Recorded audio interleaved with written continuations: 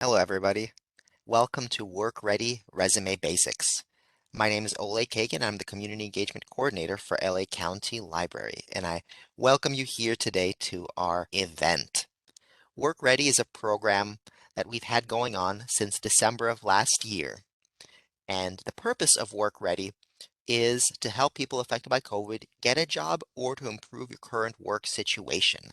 And by that, I mean get a raise or just plan a more sustainable career path. And we're helping folks do that in three ways.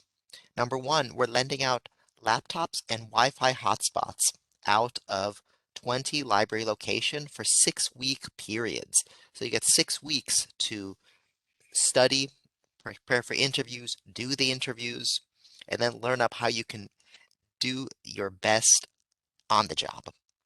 You can check out laptops by going to our website, lacountylibrary.org, clicking on the Work Ready link right in the middle of the screen there, and there's a little purple box where you can click and you can see laptop availability. Once you see a laptop that's available near where you are, call up the library and have them put it aside for you. If you're going to go right away, you can go and it'll likely still be there. But if you would mean to go in a few days, call them up and have them set it aside. And you can check out that laptop, have it for 6 weeks. The second way Work Ready is helping folks with jobs is by doing events like this. This is going to be our something like almost 40th event. We're not quite at 40, but we're getting there over the course of this year on all sorts of work-related topics. Now, the good thing is that even if you weren't actually at those events, you can still see recordings of the great majority of them on our YouTube channel. So we can post the YouTube channel in the chat, and in the follow-up email, I'll also send a link to the YouTube channel so you can look at all of the different work-ready events that we've had over this year. The third way Work Ready is helping folks with jobs is by purchasing the latest and greatest work-related books, ebooks, audiobooks. So whether you want to read a physical book or listen to audiobooks on CD, or if you want to check out ebooks or audiobooks from the comfort of your very chair right now, or later, or on your phone, anywhere you are, you can also do that. We've bought the best collection of work-related materials that we could. And that's Work Ready. And now I'd like to get started with resume basics, the reason that you're here today.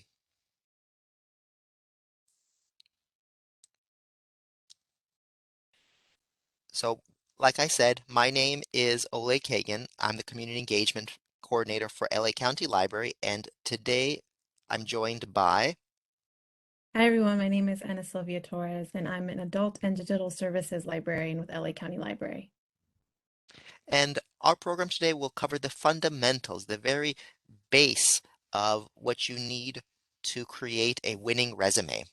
Before we get started, I just want to give a little disclaimer.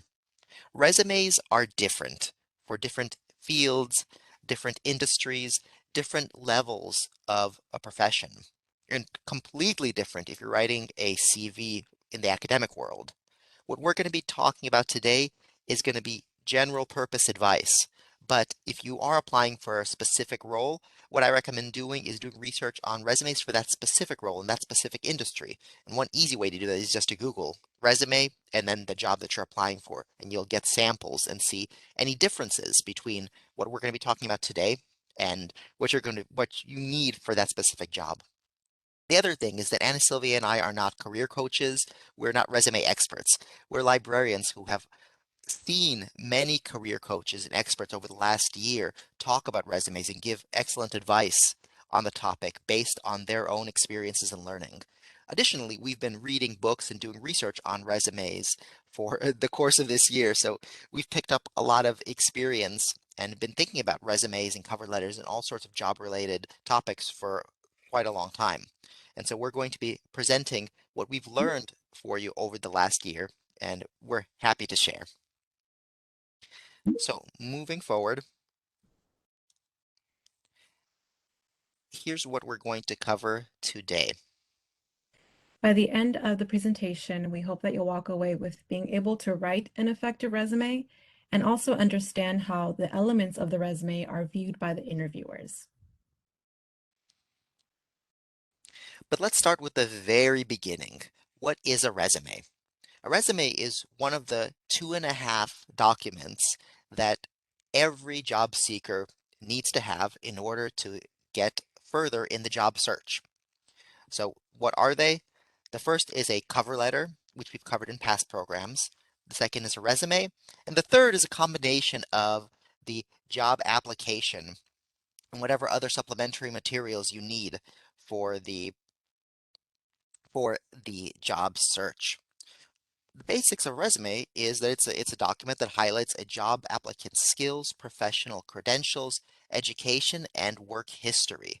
It covers a lot more than that. And as an overall document, it tells a story of you as an applicant. Sometimes it tells a story of you as a person. And we're going to be talking about how to create that narrative with your resume. So let's start with why your resume is important. Well, resumes are important for a number of different reasons. One is that they can get you the interview. They can showcase a lot of different things about you and what makes you the ideal candidate. So a resume can show what you know, it can show what you like, it can also show what's important to you by kind of displaying the trajectory of your career, your development, the goals, and your skill sets. You can also showcase your brand and your story, right? Depending on the way that you format it, what you choose to include, employers are able to view where you started, kind of where you've been, what you've picked up along the way. If you choose to include volunteer experience, committees that you're part of, and we'll get a little bit more into the different sections a little bit later. But essentially, resumes are important because they are your introduction, your first contact point, if you will, for the employer that you're trying to get hired by. So a well-formatted resume can get you the interview and potentially the job. So now that we know what resumes are important, what should you include in a resume? So here are the basics. You have to include your contact information because that's how the employer will be getting in touch with you. The contact information is usually your name, sometimes your physical address, always your phone number and email address. Resumes will include your skills. So that can be both soft skills like, communication or even deeper than communication, leadership. It can also be technical skills. Do you know computer programming? Are you familiar with Microsoft Office? All of those things are important to include depending on the job. You're going to have your work experience. Where have you worked in the past? That includes paid jobs, volunteering, interning, any kind of work experience that you've had. Resumes will include your education, whether you've gone to school, if you have a high school diploma, you might include that. However, if your job is going to be more advanced, and you already have an advanced degree or college education, then in that case, you don't always need to include a high school diploma. And then there are some optional elements to include on your resume, like we've been talking about, and we're going to be talking about things that tell your story. So sometimes you can have an objective or an executive summary. I know that in some industries that's a standard. I haven't had an objective or an executive summary on my own resume since I was a teenager. But an objective is a good place in a resume to start by giving the employers, the people who are going to be looking at the resume, just a very quick overview of who you are. It's going to give them a way to just a lens to see the rest of the application. If it's relevant, you can include the different languages that you speak wherever you have proficiency, whether it's just with spoken professional proficiency or just written. It's useful to include in some jobs, not every job. Any publications that you have that are relevant to the position. So if you keep a blog, if you have a channel on YouTube, if you've published in professional journals, trade journals, that kind of stuff can be helpful. And any associations that you're part of that are related to the profession, or even civic associations or civic organizations like the Rotary Club or the Kiwanis. Now, with associations, you've got to be aware that just having an association on your resume, if it's a professional association, isn't going to be what looks good. It's nice that you're part of an association, and with some industries, membership is almost mandatory. However, for an employer, looking at an association, just membership isn't going to tell the story that you want to tell. The reason for association, and Anna Sylvia and I were talking about this before, is that they show your dedication to a profession through action. So if you're actively involved in association, then that's the kind of stuff that you want to include. Have you presented at the conference? Have you helped plan the conference? Are you part of a mentorship program? All of the different things that associations do, that's the kind of stuff that you want to include on a resume in addition to just your membership. So these are the things that a resume include. There are some others. We may cover them a little bit in the future in this presentation. Let's talk about how resumes are formatted. Well, they vary, the formats and the templates. Um, they vary depending on the resume that you're using. About the three most common resume types. There are a few, but the first one, chronological. This format lists your chronological work history. So you would place the most recent work history your way down. This format is the most preferred by job companies, job recruiters, HR managers, because they're able to your jobs, your work experience up front, and that's important to them. And then they can kind of, we'll see the skill set and whether or not they need to train you, upgrade kind of the technology that they're working, I'm sorry, the training based off of your work experience. So this one would be good if you are an employee that has minimal gaps in your work history. The next one is the functional. And this resume type focuses more on your experience as opposed to the focus being on the chronological work history.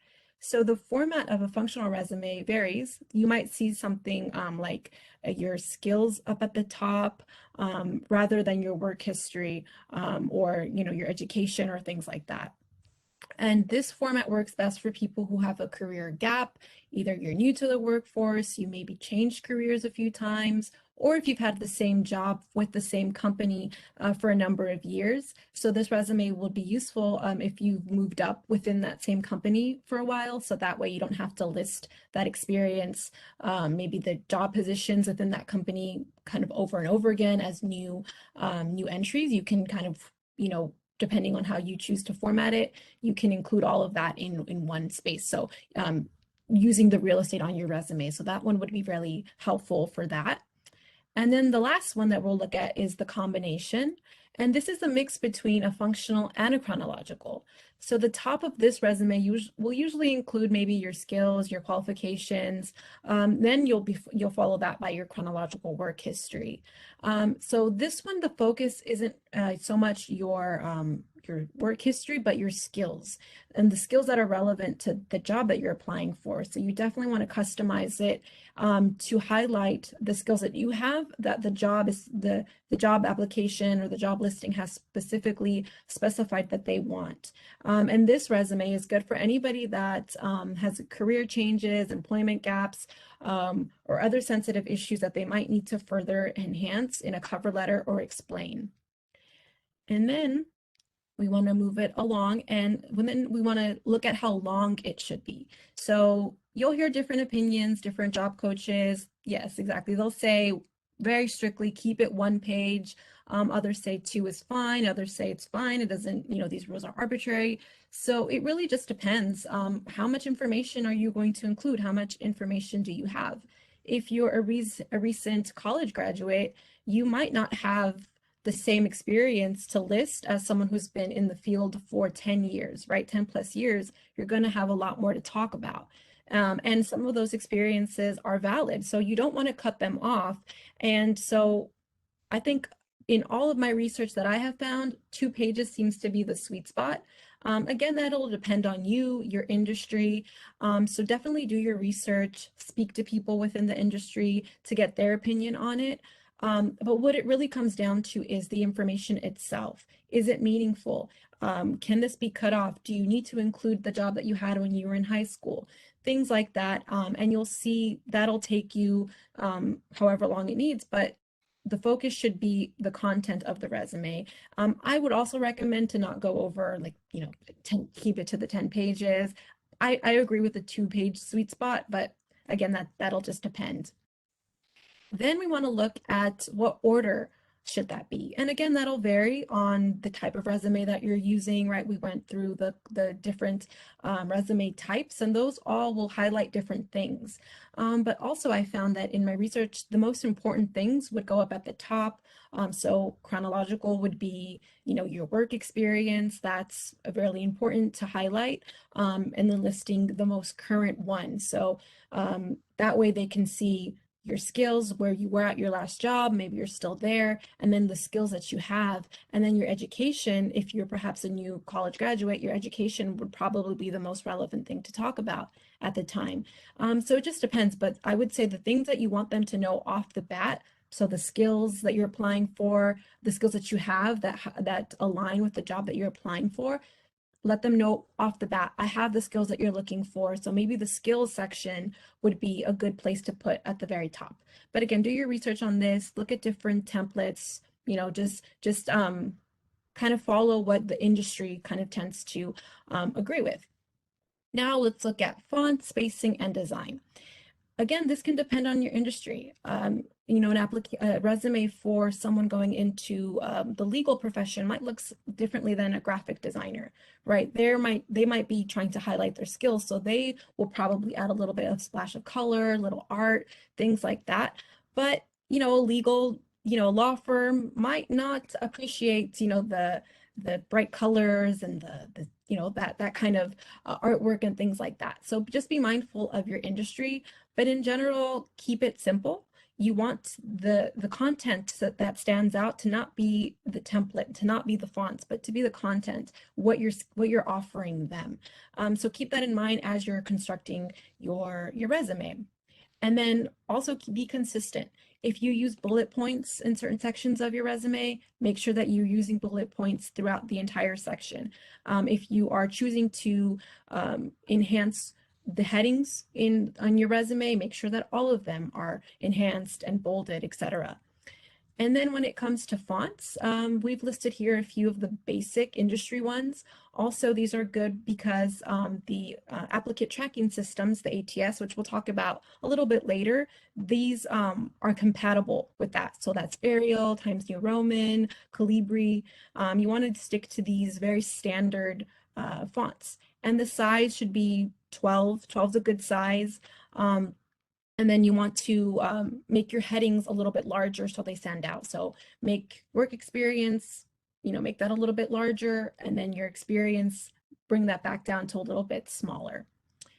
And then when we talk about templates, again, keep it simple. You don't need to go out and purchase, this amazing template. I know that there's a lot out there, but I would recommend simply finding one that you like, one that looks simple, one that is in line with your goals and what you want to highlight in your resume, and then just open up a Google Doc or a Microsoft Word document and sort of mirror that. Or if you do find one that's pretty simple, you can just plug your information in. I know LinkedIn has several different courses on resumes that offer you templates that you can use, and you don't have to stick, there's no rule that says you have to stick to everything that you see in a template. But if you do find one that you really like and you think would work best for you, then feel free to use it. But definitely be consistent, keep it simple, and make sure that your skills and who you are as a person is what stands out. Absolutely. Yeah, those are really important things. And one other thing about the fonts is that um, is that on different people's computers have different fonts preloaded, but almost all computers have Arial, Times New Roman, and Calibri. So that's part of the reason. Applicant tracking system is one of the things, but also if you send it to somebody else, their computer will have those fonts, and so your resume won't, the spacing won't be all wonky. I'm going to post a link to our learning resources in LinkedIn Learning in the chat right now. That way, if somebody wants to go and take some classes on how to write resumes or just look at some specific parts to supplement what we're talking about here today, we definitely recommend that. So I just posted a link to our different learning resources, and all of those are free online with your library card. And one more thing to mention also with spacing, is use your margins for sure, and then keep it sort of at a 1.0 to a 1.5 spacing. You don't want to overcrowd the resume. You want to definitely let the people that are seeing it their eyes to rest. So try not to keep it too busy, and just make use of your spacing and your margins. Yeah, and then one other thing that I saw, I was looking at for templates when I was finding these for our presentation, these here, and I saw templates that had a person's picture on them and had all kinds of wacky stuff, all kinds of wacky headings and different sections. Uh, First of all, you don't need to have your picture on your resume, and in fact, I recommend not having your picture on your resume. That is not a standard thing. That might actually be distracting. And then also, if the templates that you see have sections that you don't need to include, that aren't important for your work story, then just remove those sections. Don't use them. Templates are for editing. You can definitely edit them, just use them for the style. And moving forward, how do you choose what to include on your resume? And I'm going to echo what we've been talking about and what we're going to be talking about. The most important things are what are relevant. And so we ask the question, what are your goals for your resume? Obviously, the biggest goal is you want to get the interview. You want that resume is your passport to moving further in the job search process. But beyond that, a goal for your resume is to tell your work story. So what kind of job applicant are you? There are different archetypes that one can think of. So, are you the change agent that's going to come in and shake things up and make things more efficient? But it might be difficult. Are you that kind of person? You've done that in your past work and you want to show that, and that's what the company needs, in your opinion, or through your networking and through your research. Maybe you're a person with decades of experience who's consistent and dependable and loyal, is going to come in and he's going to stay at the job and do the job without much need. Or maybe you're a career changer or a recent graduate and you're coming in fresh with a fresh perspective, maybe with not the kind of skills that a seasoned professional will have, but you're open to learning. How are you going to show that on your resume? And the way you do that is you include the different and volunteer skills, memberships, accomplishments that are relevant to the job description. And that's the most important thing here. What do you know about a company? What do you know what they're looking for? There are a few ways to know. One, the simplest one, obviously, is the job description. That's the thing you're going to see first. Based on the job description, you're going to choose the different elements of that job description to include on your resume.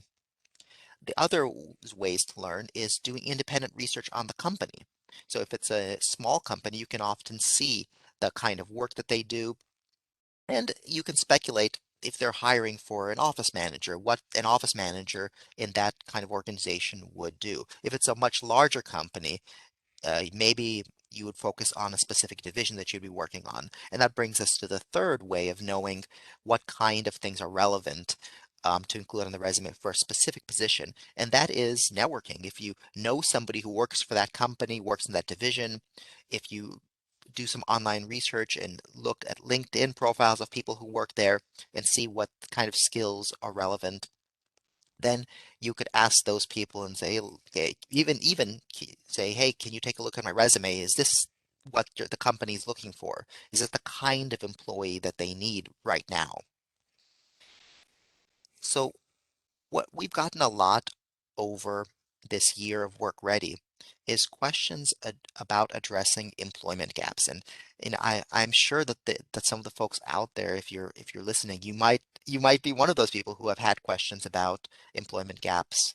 Maybe you have had to be a caretaker for yourself or for others. Maybe you left the workforce to raise kids. There's so many reasons why somebody could have left the workforce temporarily or for even for a longer period of time. And there's nothing inherently wrong with that. All our lives take us in different places. So how do you address that gap in a resume? One way is, like Anna Sylvia said, is you organize your resume in a format that highlights the skills that you have, what you bring to the job, rather than specifically the sequence of your work life. You can also address the employment gap in a cover letter because you can be sure if you have a chronological resume or if you put in the job application on a website where you're forced to include the different role that you have chronologically, they're going to see that there's a gap there. And so you might want to address that head on professionally in a cover letter. So you can say, as you can see by my resume or by my further documentation, I have not had a professional position or a paid position over these years. And the reason for that is because I was doing X, Y, and Z. And if you want to turn that around to your advantage, you can say, while doing X, Y, and Z, I've also gained skills X, Y, and Z that are relevant to this job. So even though you may not have been working, um, as it were, in a company, that doesn't mean that you haven't been developing skills. I know that as a parent, somebody who raises kids certainly develops skills that are useful in professional life. Among them, balancing a million things in your head, balancing schedules, food, everything, just taking care of people. It takes a lot of effort and it carries over into a professional life. So many people don't feel confident when they're applying because they have a gap in their employment. And I think both Anna Sylvia and I agree in the situation that that doesn't necessarily need to be a detriment to your application. That could actually be a positive thing because also it demonstrates your values. If you stop working to care for somebody or for yourself, it demonstrates that that's important in your life, and many companies will appreciate that. And then I would like to talk about references. References are something that can also make some people uncomfortable. And to start, let's talk about what you actually put on your resume when it comes to references. Some people will include their references right on the resume. Anna Sylvia, I know she doesn't say anything about the references. I usually put at references available on request. The general guidance is not to include references on your resume right away, uh, mostly because the company doesn't need to know that right away. For references, they're only really used if after they've interviewed you and they need to check on your qualifications by contacting other people and seeing if you're the person that they're looking for, if people can say nice things about you. So how do you choose a good reference? That's the way. There a good reference is a person you've interacted with professionally, either you've worked with, somebody who supervised you. You could put somebody who you supervised, although that's not necessarily recommended, but they have to be people that can speak to your professional experience. Now, as a secondary uh, possibility, if you don't have somebody who can speak to your professional experience, is to use a character reference. A character reference will talk about you as a person, which can also be helpful, although most companies are interested in the way you are professionally. So if you're choosing a reference and you need a character reference, you probably don't want to use a family member, but you might use a friend with the kind of experience, either re ideally in that industry or in some kind of relevant role so that they can speak to the fact that, yes, this person has these qualities and they would be good in this role. Something that is really important to say right now, and it's, I mean, I almost don't believe that I have to say this, but it's true because not everybody remembers this when they're in the throes of a job search. If you're including references, then you always have to ask if you can include them if you can include people as a reference. Um, Usually, you would ask if you're applying, if you're applying for jobs incidental, if you're just applying for jobs here and there, you would ask them before you apply for any position. You should say, I'm going to be applying for this position. Do you mind if I use your reference? If you've used them before, do you still, would you still be okay with my using you as a reference when I apply for this position? You want to prepare them because there's nothing more weird or awkward than getting a random call from a company, asking about somebody, and they never told you they listed you as a reference. Ideally, you can say something nice about that person, but really, it's not good practice to just thrust somebody into your reference list. The other time that you might ask or that you should ask, is if you're undertaking a more extended job search. So if you know you're going to be searching for a job for, a few months, you're going to be applying to a lot of places, ask them before that and say, hey, I'm going to be applying for a lot of things, and I'll let you know if I get an interview. That way, whenever you get an interview, they'll know and they'll be expecting a call from that company because you're going to do a great job at that interview. So that's the thing with references. Uh, I have a story that I need to share that kind of highlights the kind of the weirdness that can come along with references. I once got a message from somebody I dated very briefly asking if I could list her as a reference. This was years after we had last spoken, and it was the very oddest message I received, and I said, well, probably I'm not the right person for you because we never worked together and I hardly know you. So it, don't be that person. Include the people that can really speak to your professional experience. So moving forward, let's talk about who sees your resume when you submit it. Well, oftentimes, before an actual person sees the resume, it actually will go through a machine, software, whatever you want to call it, not a person. And these are the applicant tracking systems. And a lot of companies will choose to use this, typically the larger companies, just because they receive so many applications, so many resumes, that this helps them sort of filter out, or it's meant to help filter out the best candidates. And so typically what they'll do is they'll use keywords. So we can expand a little bit about what that means is when you see the job application, you want to tailor your resume to that application. So what words are they using? What skills are they looking for? What qualifications? And you want to make sure that you have those multiple of those words, keywords into your resume. So if they say they need someone to be proficient in Microsoft Excel or PowerPoint, it's not enough to simply say suite, right? Microsoft Suite. You have to specifically say Excel, PowerPoint, whatever it is that they're looking for. That way the system will pick it up.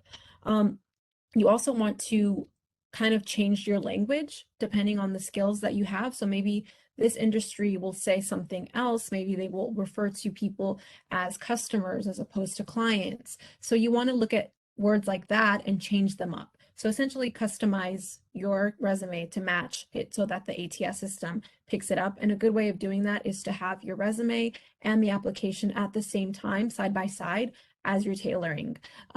Yeah, have them together so that you know exactly what they're looking for, and that way you can beat the robots or the machine. Then once you've done that, you've outsmarted the machine, you're going to be in the presence of your resume will be in the presence of the hiring managers and the job recruiters. And from there, they can kind of come in and look at your resume and see that you're a good fit. And then from there, they will pass you on to the interviewers, whoever's going to interview, whether that's a person, two people, a panel, just depends again on the company, the industry that you're applying for, however they do that. Oftentimes other people in the office might see your resume as well, depending on the company. Smaller companies might pass your resume along to different people just to sort of get a feel for who they see on paper. Do you think this person would be a good fit? And maybe they'll get a second opinion from someone in the office before they offer you an interview.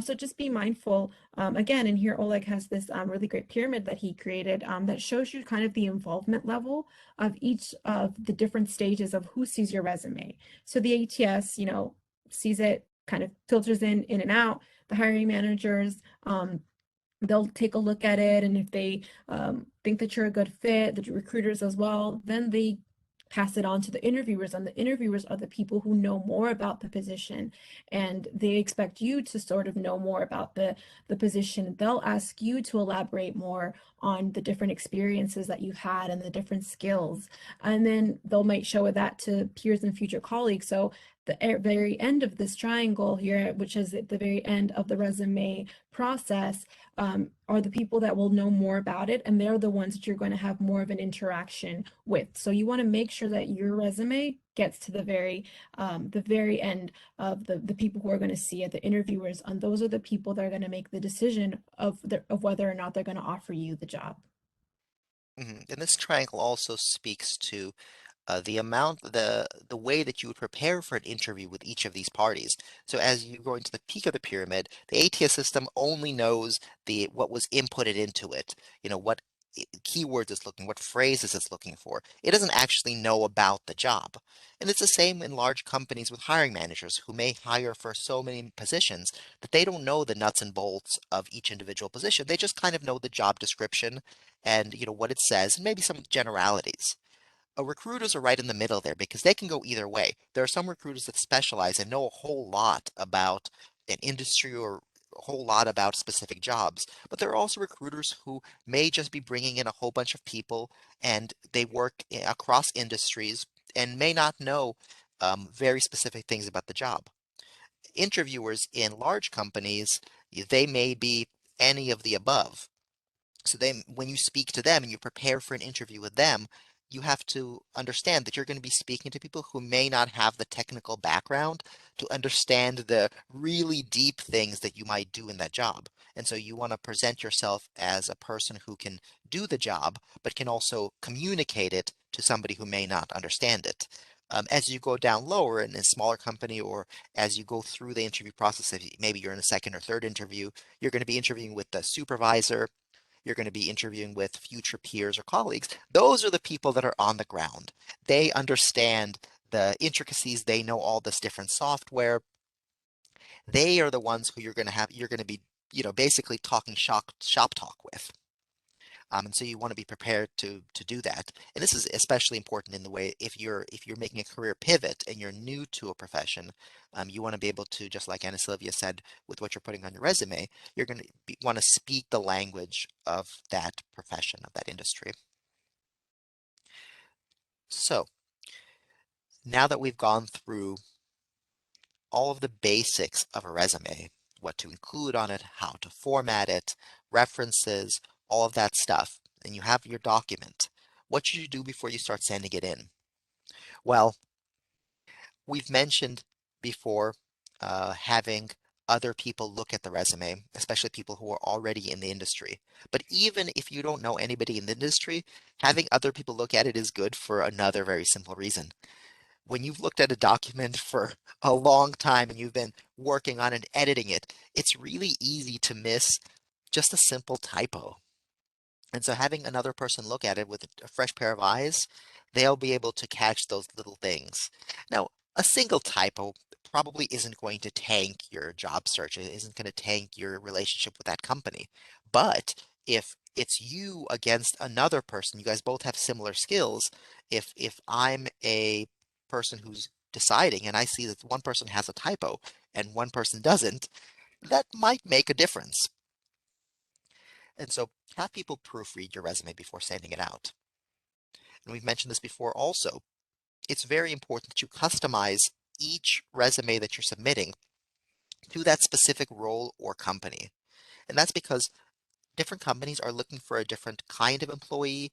They're looking for a different language that they're using.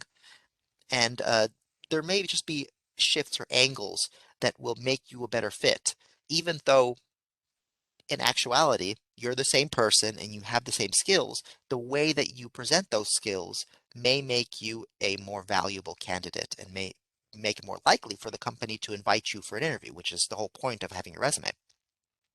Now, you don't have to make a completely different resume for each time you're applying, because if you're applying for 40, 50, 100, 200 jobs, that's going to take up all of your time.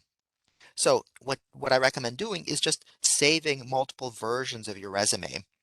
Every time you have to customize it, you customize it a little bit, and then after a while, you can just kind of plug in different sections that look like they're relevant to that job or that job description. And save you a little time. You should end up having just a folder on your computer with a whole bunch of different resume examples, and they're all different, but they're all you. Something kind of more fundamental is when you're saving your resume and you need to send it out, you need to upload it to a job application system. You want to save it as a PDF file. And the reason for that is really simple. A PDF stands for Portable Document Format, and the way that it's different from, let's say, a Word document or a .x file is that a PDF will save the spacing, format, font of your document, and so your file will appear exactly the same as it does on your computer on the other person's computer, regardless of the kind of settings that they have. And it's very standard that computers, especially computers in an office, will have software that can open a PDF document as opposed to different word processing files that are out there. So I highly recommend saving the file as a PDF, and Google Docs allows you to export a file as a PDF. And then Microsoft Office will allow you to export as PDF. So definitely do that before submitting. Now, make sure your contact info is correct, is in line with the proofreading. And we talked about contact info already, but we felt like it was important to include that here because there's nothing worse than somebody really loving your application and then trying to email you and there was a typo in your email address. So check that even after you have your proof, check your contact information one more time. Mentioned already also, contact your references if you get an interview. You don't want people to be surprised to get a call asking about how you are. And then a good thing to do is to print 3 hard copies of your resume before going in for an interview. And the reason for that is, and actually I've experienced this myself at an interview, is that sometimes you go in and the interviewers, for whatever reason, have not seen your resume. They haven't seen your work experience. So you expect you go in and they kind of already know a little bit about you. But in fact, that's not always true. And so that time that I went in for an interview and they hadn't seen my resume, I had my copies of them and I say, would you like, I have a few copies there. I was like, oh yeah, you know, that's great. We hadn't seen it before. And so I gave it to them and they spent a little bit of time looking at my resume before we started the interview because that a resume is a pretty dense document and you're not going to be able to cover everything on your resume in an interview. And so having those 3 copies allows people to be able to look at your resume while they're talking to you, maybe ask for some clarification on different parts. It's a good thing to do even if they don't need it. Then you have 3 copies for the next time you apply. It's a good practice.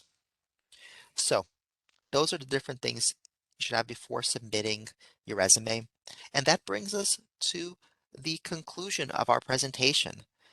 And Sylvia, I think we've covered the fundamentals of what a resume should include. And now we're here and we're open to any questions that you have out there. And if we can't answer them, we definitely will. And if not, we'll take your questions, we'll do some research, and we can be happy to get back to you with answers. So go ahead and share your questions with us in the chat. I can So answer one. It's asking about the recording, and if it will be sent out. Yes, it will be sent out in a follow-up email. Um, so look out for that with the call. absolutely. Yeah. And then Mike posted that he's got a 12-year gap from raising kids. And absolutely, as we mentioned before, I'm a parent, and so I understand the all of the details that are involved in parenting. So, if a company looks at that askance that somebody had a gap from raising kids, maybe that's not the right company to work for because they don't value family life and they don't understand the kind of skills and experiences that raising kids will give a job applicant, which is substantial. Um, so Anna Sylvia, I don't know if Betsy asks, should I put retired on my resume? That's an interesting question. Yeah. Yeah, that would, I mean, yeah, that would show that you can use the different resume types, right?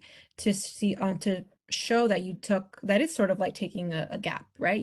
I don't know how long you've been retired for, but now you're returning to the workforce. So you took a work gap, an extended period of time where you either weren't working and now you're coming back to the workforce. And you list the time, what you've done in that time period. Maybe you realize you developed a passion for something and you want to come back and do that. And maybe you took some courses to learn the skills that you need for the new job that you're applying for. What did you do in the meantime? I'm not sure if that necessarily would deter anybody from hiring you. How are you going to let them know that you're still qualified, right? So you can kind of that I think you can expand on a cover letter. I'm not sure if there's a spot on a resume where you could put retired. I've never seen it personally. Not to say that it's not there, but I don't think that that would kind of work against you if you talked about that and expanded a little bit more. Because like Oleg said, there's reasons why you were not in the workforce. Retirement is one of those reasons. But why are you coming back now, and what can you offer the job that you're applying for now? I hope that that helped. Yeah, it's a good question, and I'd never seen that before. But definitely that's a work gap, and like Oleg said, if that's something that would deter a company from hiring you, then maybe that's not the good fit for you. Yeah, and I would maybe even reframe retirement because clearly you're coming back to work. So you had finished work and then you had a gap and then you're coming back. So you're unretiring. And so you can even say you don't have to put retired on the resume. You can just say I took a break. We did this and this and this. Um, and now I'm back, but I'm skilled. I'm ready. I want to do what's best for myself and for the company. So Michelle asks, can you list work experience beyond 20 plus years? She says, I was told to keep all job history within the recent 10 years. Yes, that is actually 10 years is the typical expectation on a resume, and especially if it's a chronological resume, just because if it gets beyond 10 years, sometimes that resume will stretch pages and pages and pages, especially somebody who's later in their career and has had 40 years of experience. That it's impossible to list all of those jobs. Now, I think we have to consider the reason for the 10 years and also what the kind of position it is. So most of the time, I think people say 10 years, partially for length, but partially for relevance, because sometimes if you've been working at different jobs over a longer career, the jobs previous to 10 years may no longer be relevant to what you're doing now or the job that you're applying for. And so in that situation, it's obvious that you don't need to include those. Now, on the other hand, if the job you're applying for has different qualities that make jobs that you've had before relevant, then I think that there's no issue with including them if it makes you an appropriate candidate. And I think that's where the different formats of resumes come in, where you would highlight the things that you've done that were not within the last 10 years. And this, so if you one example that I can think of is that if you had a certain job title in the before 10 years prior, and then you kind of did a lateral shift or you kind of moved around in the different industry or to a slightly different industry, and then you're reapplying to work with in that same job that you had 10 years before. It might be beneficial to say that actually I've done this job before, even if it was more than 10 years ago. You know, as uh, obviously you would need to show that you understand how that if the job has changed or if it works now, but having that job title on your resume, it makes sense. And if you're applying at a website, uh, you'll have space to list those kind of things. And so, the website isn't going to cut you off after 10 years. It's just going to let you put on anything that you want. But in your resume, you could just highlight some of those things from before and not accentuate the more recent ones, just because, you want people to see what's relevant. Hopefully that's an answer that addresses the question. And Sylvia, did you have other things to add? No, that's a good point. Also, sometimes, yeah, like you mentioned, like I think certain websites will you kind of don't have a choice in your resume style. They sort of have their pre-assigned templates, so that'll kind of make the decision for you. So that's something to consider too when you're on the job hunt. What's important to me in case you are using these sites? Kind of keep maybe 4, 3 or so jobs, if you have, a few in your history, because sometimes you only will have a certain option. So it's a good idea to kind of already think about what's important. in your work history that you want to highlight. And again, always keep it relevant to the job that you're applying for. And if there's an option to Uh, if there's an option to upload your resume, upload means to take it from your computer and put it onto the website. Um, even when you include, and there's an automated system asking you all those information, I recommend putting in the information and also uploading your actual resume document because oftentimes that'll go into your application packet and your resume will sometimes have more information or information presented a different way than that website. And so I don't think there's an issue with if you're going to be uploading your cover letter, also upload your resume document there. And that way you can have a little bit more control about how it looks, how it's formatted. So I So think we ask, are potential employers expecting the applicants to have a LinkedIn account? It's a good question. mhm. LinkedIn, yeah, for sure. That's a hot topic in the workforce and kind of ecosystem at the moment for a few years now, actually. Did you want to answer this or Uh, well, you were the one who's done a LinkedIn program, and actually, if you folks are interested in starting a LinkedIn account, Anna Sylvia has an excellent program on creating a LinkedIn profile. It's on our YouTube channel. If you go to our YouTube channel, you can search for LinkedIn, and Anna Sylvia will pop up, and she did an excellent program on how to create a profile. So Anna Sylvia, you can start with that one actually, since you probably know but more than I do. Sure, yeah, and then feel free to jump in if you have something to add. So LinkedIn's not actually, it's not for everybody. I know some people feel like they need to have it because they keep hearing LinkedIn's where you're going to get jobs. But LinkedIn is a social networking site at the end of the day. It's really good for networking. So it depends. Are you going to be an active user? Are you trying to build your network? I don't think employees or employers are expecting people to be on it. It's still a voluntary process. You don't have to have it. I've never seen a company say you must have a LinkedIn. But if it aligns with your goals, if you're trying to build your network, and we've had Liz Moeller in here, and she's an excellent job coach, and she always will talk about the benefit of networking. That oftentimes that can be what gets you a job as opposed to not necessarily as opposed to, but it can factor in very heavily into getting you into the right spaces, to the right people to get your job. So if you want to use it in the terms of networking, if you're trying to maybe branch out to a different career or an industry, LinkedIn would be perfect for that because you can follow companies, you can follow industry leaders, you can actually go deeper into your experiences. So all those things that you perhaps had to cut in your resume, you can go as much as you want. You can include as much information as you want on your LinkedIn profile. So from that perspective, I think it's good, but I don't think that you shouldn't do it because you think that they're expecting that of you. And certain industries, it doesn't necessarily make sense. It's not heavily used in that industry. So it's still optional at the end of the day. Yeah, just think of it as kind of an enhancement to your overall sort of job, perspective package. Um, and you can do a lot with it as well. And yeah, I would recommend checking out the program that I did. And there's also some really great resources on the LinkedIn Learning platform itself. Yeah, and I'll echo the response that Anna Sylvia had just now.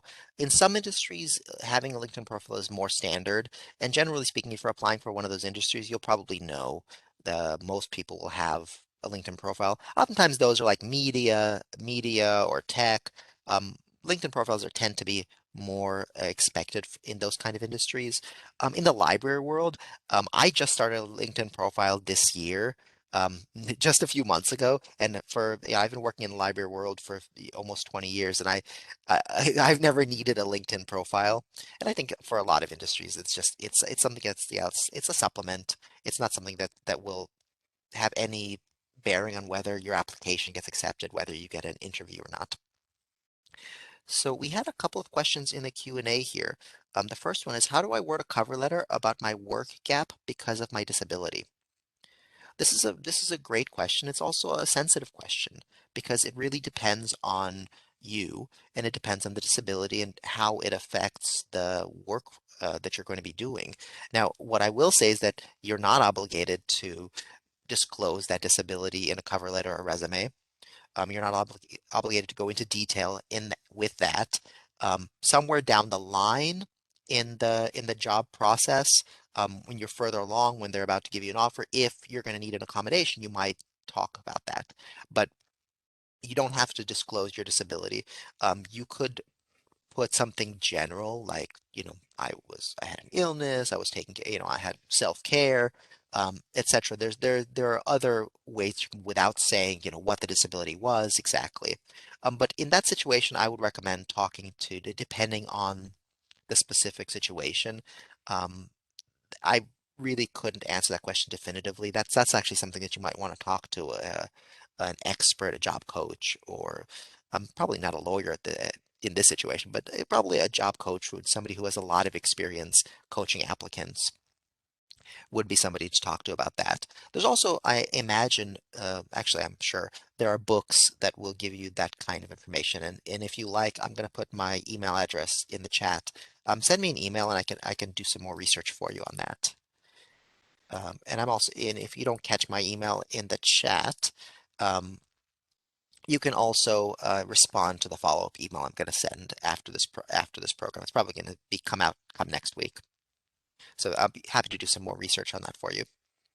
And then another question that we had, how do you format a resume for a position that is not advertised for a career change? That's an interesting, actually, I'm not really sure exactly what that question is, because when do, when are positions advertised for a career change? Hmm. Yeah. People can change careers into any job if they're qualified, if they have the right experience. Um, Sometimes what I would say though is depending on how distant the career that you're moving from is to the career that you're moving to, sometimes coming from a different career could actually be a benefit. You're new blood, you're coming in with fresh eyes, with eyes that are informed by your previous experiences. And so you're automatically a standout candidate there because maybe most people that are applying for that job are people who have, you know, this type of experience, maybe some very specific experience, and you're coming in with a plethora of other kinds of experience, and also presumably the education and the skills that you need to succeed at the job. And so I would say that I don't know if there are any specific careers that are advertised like we're looking for people who are changing careers. I mean I've never seen that before, although maybe it's possible. I would just try to think about and try to present how your career change will be beneficial to this company, how your previous experiences are going to stand you up and make you a better candidate. Yeah, I would add to that just, so there are a lot of kind of industries that are welcoming people from other industries. I see that a lot with the tech industry, they're they want to know that you have the skills at the end of the day. So if you maybe are coming out of a boot camp or a career certificate or anything like that, and you're coming in brand new from a different industry, as long as you're able to phrase your application and your resume and tailor it and let them know that you're maybe new, you may not have the years on experience, but that you are still, you met the requirements in terms of you can do the job. I think that's the focus.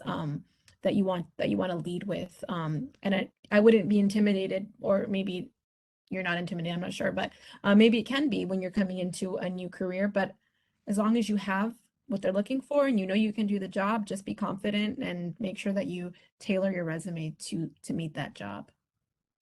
100%. All right. I don't see any other questions, but we're still here. If anybody has questions, and you just thought of it now, or you're maybe a little bit shy and have been on the fence about whether to put your question into the chat, we're here. We welcome your questions, and we're not going to go away if there's a question that we can answer. So we're gonna just wait a couple of minutes. I'm actually going to tell you about next week's program. And while I'm doing that, feel free to throw your questions in the chat, any questions that you might have. Oh, actually, I And do see. oh, I do see. Okay, yeah. what do you Sorry, got? it's here. I'm scrolling through the chat, and I did make sure you're putting your questions, everyone, to all panelists. I have some that were sent to me. Um, Let me see. Sorry, let me go back up here.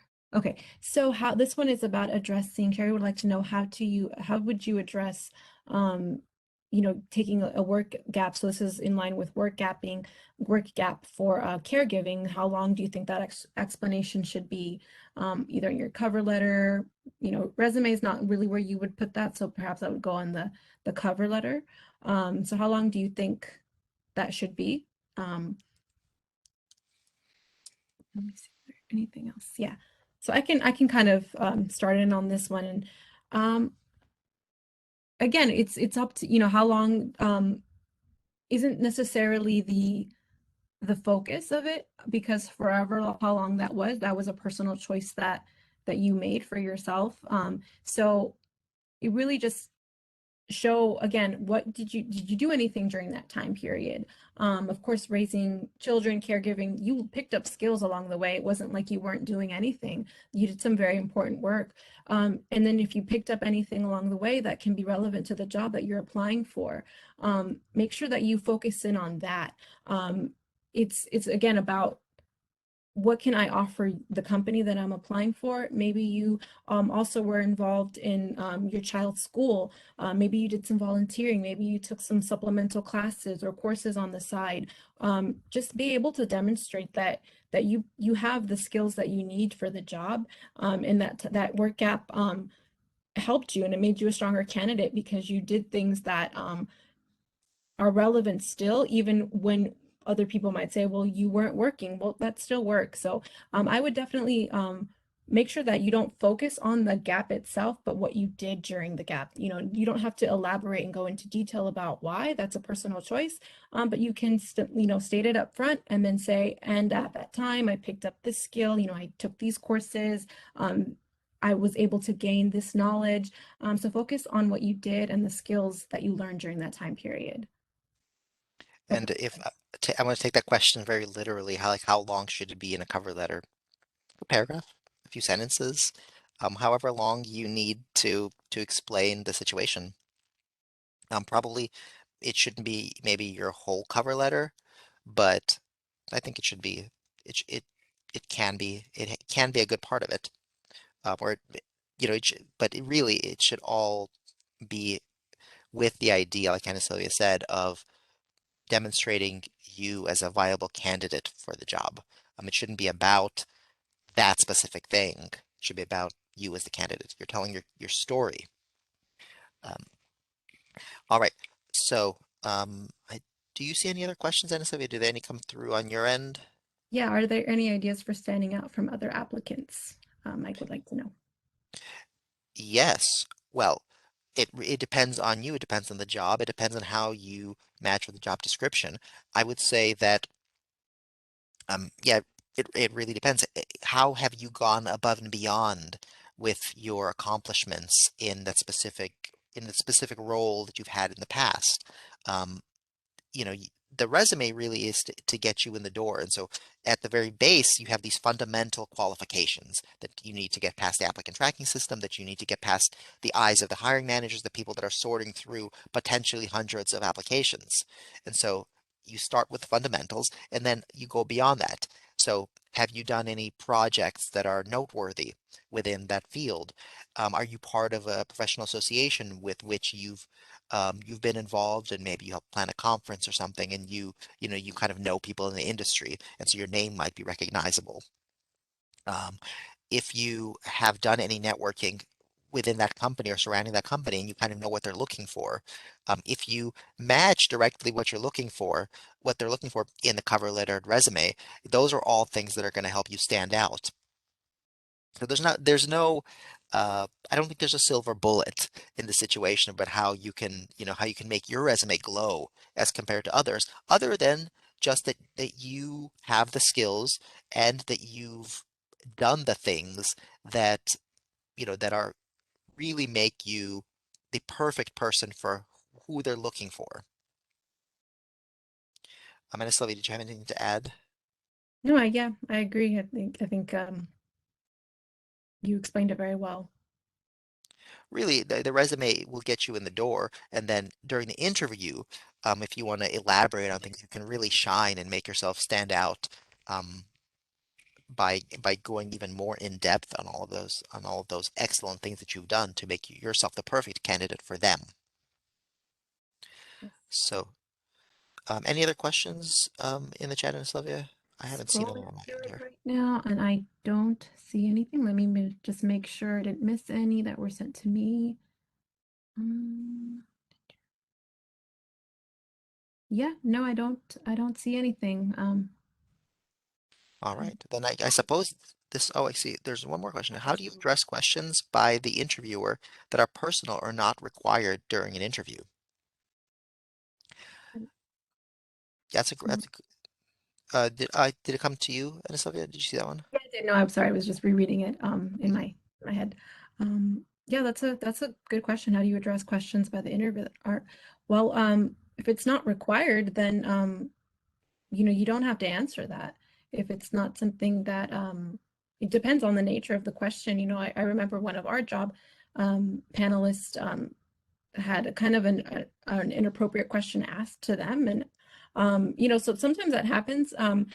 But you know, if you feel uncomfortable with a question that is being asked of you, you don't have to feel kind of obligated to answer that question.